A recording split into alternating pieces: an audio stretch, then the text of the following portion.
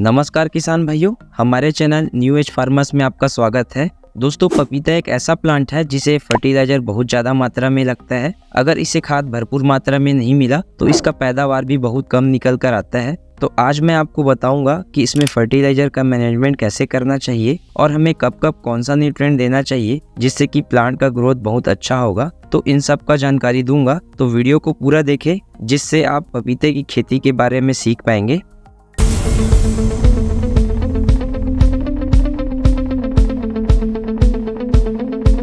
दोस्तों, पपीते में शुरू के 3 महीना बहुत इंपॉर्टेंट होता है क्योंकि इसी 3 महीने में हमें प्लांट को तैयार करना होता है जिससे कि उसमें फ्लावरिंग और फ्रूटिंग अच्छे से हो। पहले महीने में हमें सॉल्युबल फर्टिलाइजर का उपयोग करना चाहिए क्योंकि सॉल्युबल फर्टिलाइजर का अपटेक बहुत तेजी से होता है। जब प्लांट छोटा होता है तो उसे न्यूट्रिएंट बहुत जल्दी चाहिए होता है, तो इसके लिए हमें हर तीसरे दिन में ड्रेंचिंग करना चाहिए। मैं आपको ड्रेंचिंग का शेड्यूल बताता हूँ कि आपको कब कब कौन सा खाद देना है। पौधों का प्लांटेशन हो जाने के 1 दिन बाद आपको पहले ड्रेंचिंग में 2 किलो 1261, 500 मिलीलीटर एमिनो एसिड, 100 ग्राम थायोमेथाक्सम और 500 ग्राम कार्बेंडाजिम का ड्रेंचिंग करना होगा। इससे जड़ों का विकास अच्छा होता है, पौधों पर तनाव नहीं होता और कीट फंगस से भी बचाव होगा। इन सभी को 200 लीटर पानी में मिक्स करें और फिर हर पौधे को 250 ml के हिसाब से ड्रेंचिंग करें।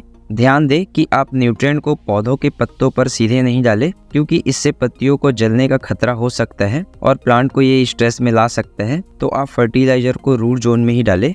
3 दिन बाद आपको दूसरा ड्रेंचिंग करना है। इसमें आपको फिर से 2 किलो 1261, 1 किलो ह्यूमिक एसिड और 200 ग्राम माइक्रोन्यूट्रिएंट का करना है। फिर 3 दिन बाद तीसरा ड्रेंचिंग करना है। इसमें कैल्शियम नाइट्रेट 2 किलो, जिंक की DTA 200 ग्राम का करना है। चौथा ड्रेंचिंग 3 दिन बाद फिर से करना है। इसमें आपको मैग्नीशियम सल्फेट 3 किलो और 19-19-19 2 किलो का करना है। इसके बाद आपको 5वां ड्रेंचिंग करना है। इसमें आपको 1261 2 किलो और 0050 2 किलो का करना है। इन सब का ड्रेंचिंग करने से पौधों का ग्रोथ अच्छा होगा। दोस्तों, इस शेड्यूल में हमने नाइट्रोजन का इस्तेमाल बहुत ही कम किया है क्योंकि हमें शुरू में नाइट्रोजन नहीं देना है। अगर नाइट्रोजन ज़्यादा हुआ तो इससे प्लांट का वेजिटेटिव ग्रोथ जल्दी हो जाएगा जिससे कि फ्लावरिंग और फ्रूटिंग में बहुत समस्या आएगी। आप इस बात का ध्यान रखिए कि आपको नाइट्रोजन शुरुआत में नहीं देना है। अब हम बेसल डोज के बारे में जानते हैं। बेसल देने के 2 तरीके होते हैं। आप प्लांटेशन के पहले भी दे सकते हैं और बाद में भी दे सकते हैं। हम पौधों को ज़रूरत के हिसाब से खाद देते हैं, इसलिए बेसल हम प्लांटेशन के बाद करते हैं। प्लांटेशन के पहले बेसल में आप सिर्फ वर्मी कंपोस्ट डालें। वर्मी कंपोस्ट गोबर खाद के मुकाबले बहुत ही अच्छा होता है। बेसल कम से कम 3 बार करना चाहिए। पहला बेसल प्लांटेशन के 25 दिन बाद करें। इसमें आप 50 kilo DAP, 25 kilo 12-11-18, 15 kg seaweed granule इन सभी का करेंगे तो आपको बहुत बढ़िया रिजल्ट मिलेगा। दूसरा बेसल प्लांटेशन के 50 दिन बाद करना है। 50 दिन में पौधों पर फूल दिखना चालू हो जाता है, तो इस टाइम पौधों को कैल्शियम और बोरॉन का ज़्यादा ज़रूरत होता है, तो आपको कैल्शियम कंटेंट वाला फर्टिलाइजर देना है।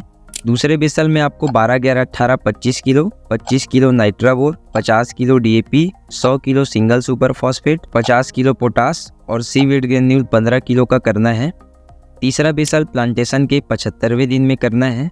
इसमें 75 kilo DAP, 100 kilo SSP, 5 kilo micronutrient, 25 kilo 12-11-18, potash 50 kilo का करना है। दोस्तों, ये हो गया बेसल डोज। अब मैं आपको ड्रिप फर्टिगेशन शेड्यूल बताता हूँ। दोस्तों, पहले ही मैंने आपको बताया था कि पपीते को खाद बहुत ज़्यादा मात्रा में लगता है। इसे सबसे ज़्यादा फास्फोरस और पोटेशियम का ज़रूरत होता है, तो हमको हाई फास्फोरस और पोटेशियम कंटेंट वाला फर्टिलाइजर जैसे 1261, 0-34, 0050 इन्हीं सभी का इस्तेमाल करना होता है। दोस्तों, पपीते को टाइमिंग के हिसाब से न्यूट्रिएंट देना चाहिए। हम पपीते को न्यूट्रिएंट हफ्ते में दे सकते हैं और डेली बेसिस में भी दे सकते हैं। हम डेली बेसिस पे फर्टिगेशन प्रेफर करते हैं क्योंकि इससे प्लांट को सही टाइम पर सही न्यूट्रिएंट मिलता है जिससे कि ग्रोथ अच्छा होता है। ड्रिप फर्टिगेशन आपको 110 से 120 दिन के बाद चालू करना है। आपको मैं ड्रिप फर्टिगेशन शेड्यूल बताता हूँ, जिसके हिसाब से आप देंगे तो पौधों का ग्रोथ बहुत अच्छा होगा। आप मंडे को 1261 1 किलो प्रति एकड़ दे, ट्यूसडे को 0-34 प्लस 150 ग्राम बोरॉन प्रति एकड़ दे, वेडनेसडे को 13-40-13 1 किलो प्लस 150 ग्राम माइक्रोन्यूट्रिएंट प्रति एकड़ के हिसाब से दे, थर्सडे को 0050 1 किलो, फ्राइडे को मैग्नीशियम सल्फेट 1 किलो प्रति एकड़ दे, सैटरडे को पोटास 2 किलो प्रति एकड़ दे और संडे को कैल्शियम नाइट्रेट प्रति एकड़ 1 किलो चलाए। आप इसे अपने कन्वीनियंस के हिसाब से इंटरचेंज भी कर सकते हैं, पर एक चीज़ का ध्यान रखें कि कैल्शियम नाइट्रेट को किसी भी फर्टिलाइज़र के साथ मिक्स ना करें, इसे सिंगल ही दे, क्योंकि ये बाकी फर्टिलाइज़र के साथ कंपेटिबल नहीं होता। शेड्यूल में हमने यूरिया का इस्तेमाल नहीं किया है, क्योंकि इसका इस्तेमाल आप ज़रूरत के हिसाब से कर सकते हैं।